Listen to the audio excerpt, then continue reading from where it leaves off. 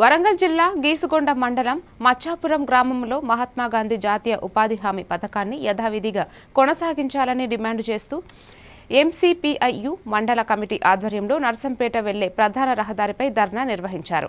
కేంద్ర ప్రభుత్వం తీసుకుంటున్న నిర్ణయాల వల్ల కోట్లాది పేద కుటుంబాల జీవనోపాధి ప్రమాదంలో పడుతోందని నాయకులు ఆందోళన వ్యక్తం చేశారు.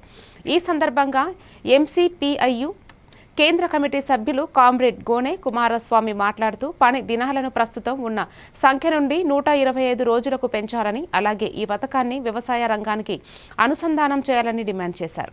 ఈ కార్యక్రమంలో గీసుకొండ మండల కార్యదర్శి కనకం సంధ్య, సహాయ కార్యదర్శి గూడ సురేష్, మండల కమిటీ సభ్యులు జెట్టి రాజు తదితరులు పాల్గొన్నారు. తెలంగాణ రాష్ట్ర వ్యాప్తంగా కూడా ఎక్కడికక్కడికి ధర్నాలు నిరసన కార్యక్రమం చేయడం జరుగుతూ ఉన్నది.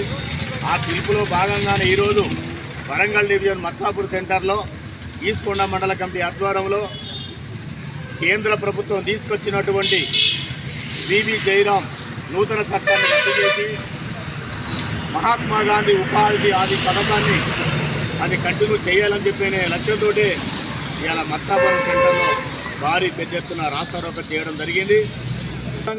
నిరుపేదలందరూ రోడ్లు ఎక్కవలసిన పరిస్థితి వస్తుంది కాబట్టి, అన్నంతో అలమటించే రోజులు వస్తాయి కాబట్టి ఇప్పటికైనా మహాత్మా గాంధీ ఉపాధి పథకాన్ని ఆ పేరును మార్చకుండా పాత చట్టాన్ని అమలు చేయాలి.